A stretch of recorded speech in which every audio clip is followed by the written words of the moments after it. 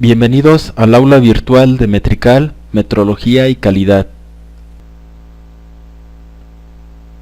El presente curso virtual se titula Fundamentos de Metrología. Es conveniente señalar que la metrología se diferencia del término meteorología, es decir, son dos ciencias diferentes, en la cual una, ya veíamos lo que es la metrología, se encarga de lo que es el estudio de las mediciones, y por otro lado la meteorología se encarga de lo que es el estudio de las condiciones climáticas. ¿Para usted qué significa este término? 5MTS. ¿Cuál es su significado? ¿O qué interpreta usted cuando lee este término? Usualmente una gran parte de la población pudiera hacer referencia a que aquí se indican 5 metros. Sin embargo, si recurrimos a una fuente oficial de metrología, podemos darnos cuenta que la forma correcta de escribir 5 metros es de esta manera: 5, un espacio, M, donde M, como vamos a ver en capítulos posteriores, es el símbolo que representa la unidad del metro. Y pudiera ser 1, 2, 3 o 5 metros, no se pluraliza, no se le coloca una S o no se coloca alguna abreviatura como en este caso, de tal forma que aquí realmente no tenemos 5 metros. Si nos enfocáramos al sistema internacional, diríamos, por ejemplo, que aquí el término M minúscula y T, estaríamos hablando del término M de mili y la T de tonelada. Significa que aquí tendríamos militoneladas, y la S correspondería al término de los segundos. Realmente aquí lo que estaríamos diciendo son 5 militoneladas segundos, que es muy diferente a 5 metros. Por eso es importante la metrología, la reglamentación y la homologación a nivel internacional, para evitar ese tipo de diferencias. De acuerdo al vocabulario internacional de metrología, medición, también utilizado en ocasiones como medida, es un proceso que consiste en obtener de manera experimental uno o varios valores que pueden atribuirse razonablemente a una magnitud. Y aquí entra un nuevo término llamado magnitud. Vamos a ver un ejemplo para clarificar el término de medición y el término de magnitud. Aquí hablamos, por ejemplo, de una pieza sujeta a medición. A mí me interesa saber cuál es la longitud de esta pieza, y para eso voy a utilizar algún tipo de instrumento de medición. Aquí estoy suponiendo que voy a utilizar una regla, y esa regla pues tiene diferentes divisiones. Cada una de esas divisiones vale 1 milímetro, de tal forma que yo puedo cuantificar de un extremo de la pieza al otro. Son 15 rayitas, entonces correspondería a un valor de 15 milímetros. Este valor corresponde a la longitud de esta pieza, es decir, 15 milímetros corresponde a la longitud que tiene esa pieza desde su extremo izquierdo hacia su extremo derecho. Esa longitud de la pieza es lo que llamamos magnitud, es decir, eso que se está midiendo en particular es la longitud de la pieza y es lo que llamamos magnitud. También se incorpora un término utilizado en la metrología que se llama mensurando. Este término en particular, el mensurando, es la magnitud que se desea medir, que en este caso es la longitud de la pieza. Podemos ver entonces el uso de estos tres términos: una magnitud, que es la longitud de la pieza, que a su vez se convierte en mensurando una vez que se desea medir esa longitud de la pieza, es decir, es lo que yo quiero medir. Y por otro lado, hay un valor que se atribuye a esta magnitud y por ende a dicha pieza. Por eso hablábamos de que una medición es un proceso que nos permite determinar el valor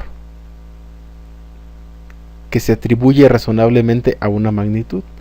Aquí estamos haciendo ese proceso.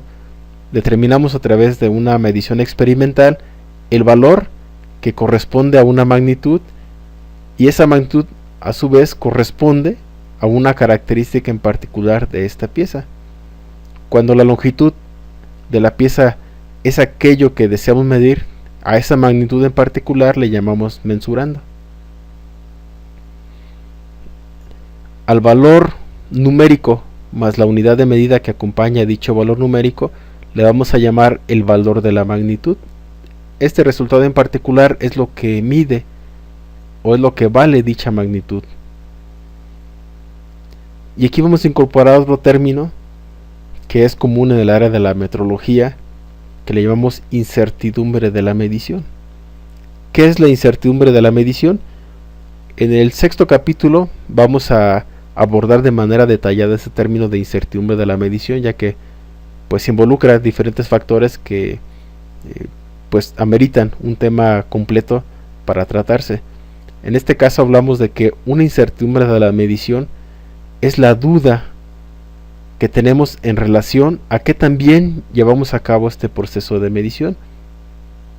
Por ejemplo, aquí yo estoy midiendo que esta pieza tiene un valor de 15 milímetros del extremo izquierdo al extremo derecho, pero a lo mejor alguien con una mejor vista que la mía puede decir, ¿sabes qué? Es que no son 15 milímetros, son 15.3 milímetros. Yo alcanzo a ver que sobresale ligeramente del valor de la rayita número 15. Entonces no debería de ser 15, debería ser 15.3 milímetros. Y si consulto con alguna otra persona, a lo mejor esa otra persona me dice, ¿sabes qué? Es que no alcanza a llegar a los 15 milímetros, se queda un poquito antes. Para mí son 14.8 milímetros. Entonces podemos observar que la apreciación de esta medición pudiera ser diferente entre las personas. Entonces ya me queda la duda si efectivamente medí bien 15 milímetros o realmente son 14.8 o son 15.3 o alguna otra cantidad. Entonces yo tengo una duda si efectivamente este valor que estoy reportando es correcto, si este valor de la magnitud es el que realmente tiene la pieza, qué tanto se aproxima al valor verdadero de esta pieza. Entonces no lo sé y nunca lo voy a saber, porque nunca voy a saber cuál es el valor verdadero de algo. ¿Sí? Nunca lo voy a saber. Siempre va a haber una duda de la medición que se realiza, y esa duda es lo que llamamos incertidumbre de la medición. En este caso esta duda yo lo estoy convirtiendo en este intervalo de más o menos 0.5 milímetros.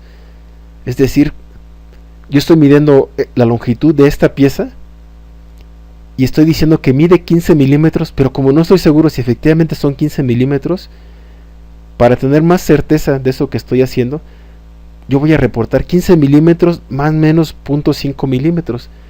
Y con esto le estoy diciendo a quien le voy a reportar la medición, ¿sabes qué? Esta pieza, pues yo siento que mide alrededor de 15 milímetros de acuerdo a la medición que realicé, pero ¿sabes qué? No puedo estar 100% seguro. Tengo dudas, porque puede ser que a lo mejor la regla la coloqué un poco inclinada, a lo mejor la pieza se dilató con el calor, o a lo mejor mi vista me indica un valor diferente al que realmente debería ser. Entonces, ¿sabes qué? No te puedo reportar un valor único. Te voy a reportar un valor de 15 milímetros más o menos 0.5 milímetros. Vamos a representar gráficamente los términos de exactitud, veracidad y precisión de medida en diferentes contextos. Tenemos el blanco que hemos utilizado en nuestros ejemplos anteriores, en los cuales tenemos en el centro ya sea un valor verdadero o un valor de referencia. Por otro lado tenemos una serie de valores que se han obtenido al realizar diferentes repeticiones de una misma magnitud.